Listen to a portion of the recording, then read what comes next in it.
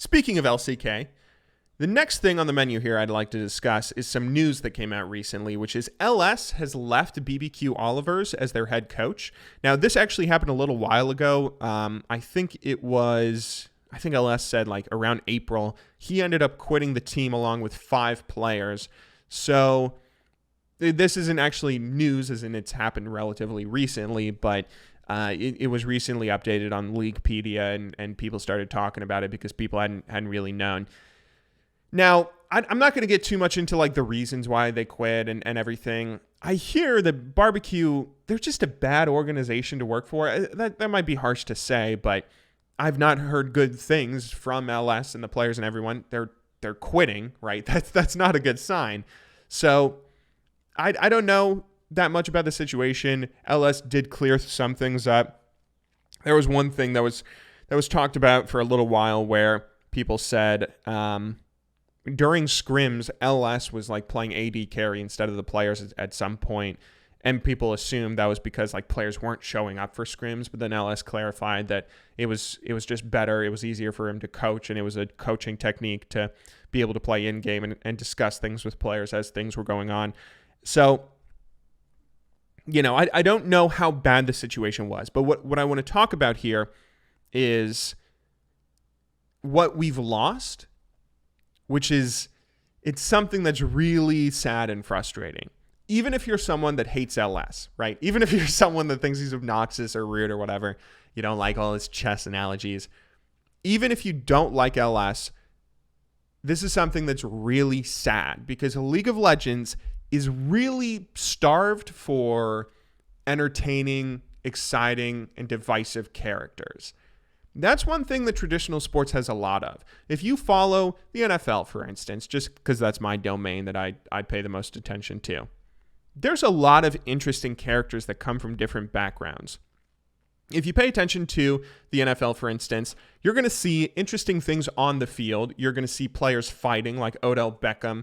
Odell Beckham Jr. is a great example of a player that's very entertaining to watch, not only because he's an incredibly talented wide receiver, but because he has a lot of goofy antics on the sidelines where he's trying to kick over. There was one thing in particular where he tried to kick over or hit a kicking practice net that fell back a little bit, but then fell forward and smacked him in the face, which was really funny to see. And then later he scored a touchdown at some point and then went over to the kicking net and proposed to it and then kissed it.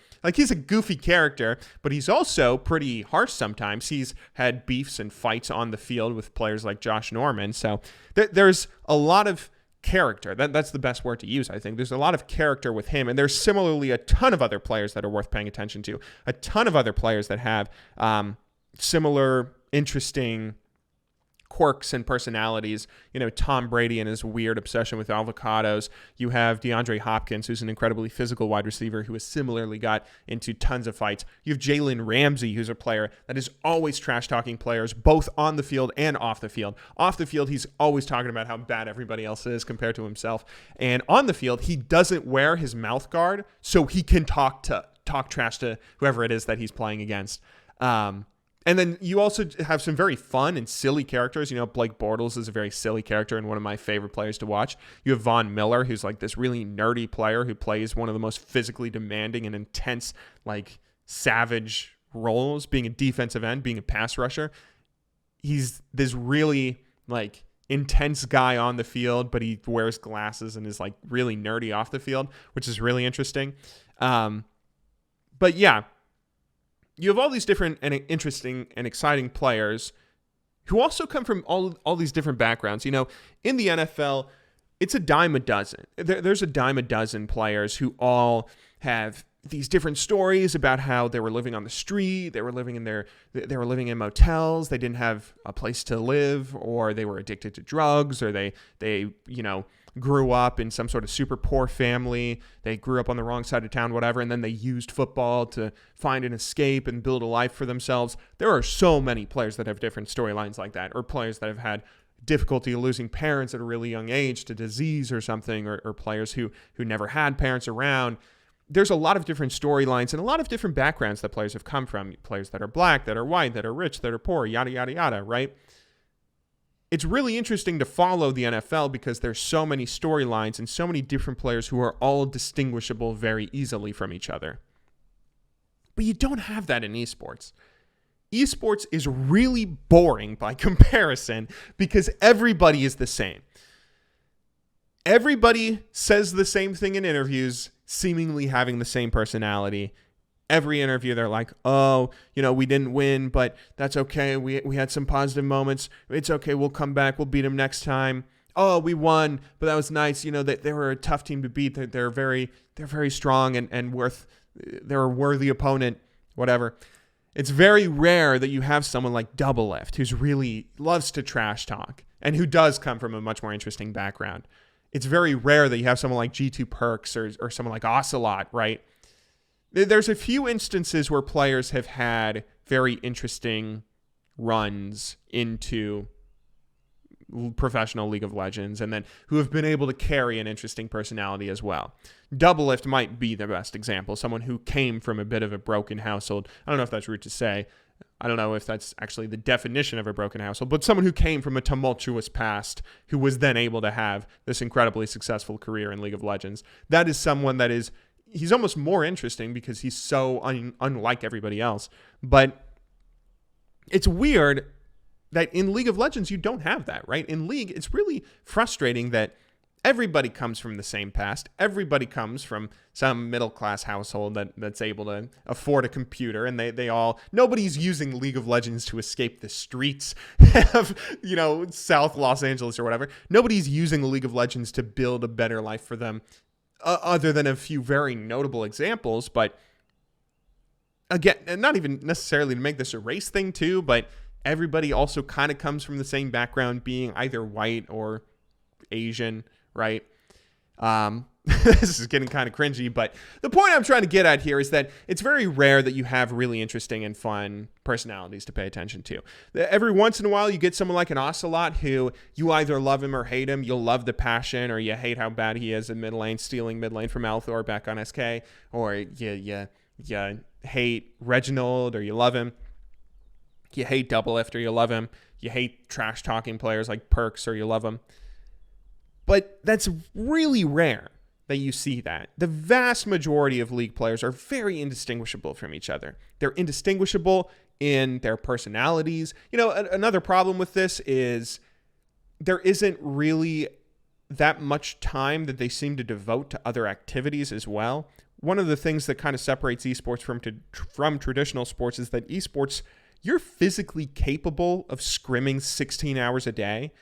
You're not really physically capable of working out 16 hours a day in the NFL. You're not physically capable of doing that. In traditional sports, there's a lot more time for like other activities. There's a lot more time for you to pursue other interests, to have a family or to have a girlfriend and get married and have kids or something. Whereas that's not really the case for League of Legends. In League of Legends, there's so much of a devotion to the craft that you're not really able to have that same level of interest in other things. And you kind of get ridiculed as well if you do. Like if you're like Smithy and you spend plenty of time playing Fortnite on stream or something, you're getting ridiculed by other people as not spending the time doing what you should be. And it's a shame because it really makes the game boring. It really makes, not the game, it makes following the esports competitive scene boring when players aren't quite as distinctive from each other. Their name is like the only thing that separates them sometimes. And sometimes their play style can separate them from other players, but even then, League of Legends isn't necessarily a game where you can have super distinctive play styles compared to something like Super Smash Brothers. So, I guess the point I'm getting at here is that LS it's a shame to lose him, because whether you like him or you hate him, the fact that he's no longer in the competitive scene in a coaching role is a bit of a shame. It really kind of bummed me out that he's only doing casting and streaming and stuff, which at least he is still casting and streaming, but I really wish there were more personalities like him who had an active role in the actual competitive play itself. I loved it when fucking Sven did his little thing over whoever that was, Jensen, at the NA finals. I love it when people are trash talking each other on Twitter, when people are starting beef or whatever. When people are really being opinionated, that's something that's so exciting because it's so unusual for a league. And I'm hoping against all hope that more coaches and more players and stuff will be more outspoken and be more interesting to follow, because that's one thing that's really holding esports back. And I hope that I hope LS I hope he's still a big figure, man. He's someone that you really hate to lose, in my opinion. I know some people might disagree, but if you disagree, it's typically because you have a strong opinion of him, but just in the other direction, which is that's what we need more of. We need more people that you love him or hate him. LS, actually, you know what? LS is like Michael Leach. I don't know if any of you guys know who Michael Leach is. He's this college football guy, or this college football coach who, he's really goofy. He's like obsessed with pirates, and he researches a lot of stuff in his downtime, like just random facts and stuff. He recently taught a class at Washington State University that was football tactics and military strategy, like in a class, a combination of football tactics and military strategy. And he's just a really goofy and weird personality that makes you want to follow him. He makes you want to root for Washington State. Like there's a lot of people out there that are really interesting to follow and hear what they say, whether they're being goofy, whether they're trash talking each other. Steve Spurrier, one of the funniest coaches to follow because of how he trash talks and just talks in general to the media and to other teams. There was actually a coach from Northwestern that in this past season, he was quoted as saying RPOs, which stands for run pass options. It's a kind of play that's used in college football quite a lot lately. It's been used more and more, and some people don't like it because of how often it's used. But he said RPOs are the purest form of communism. RPOs are the purest form of communism. That is one of the most ridiculous things I've ever heard. One of the funniest things I've ever heard. And I wish we had more of that in League of Legends. I wish LS would come out and say that Scion top lane is the purest form of communism. I don't know. It's a shame to see him go because we have so little personality as it is, but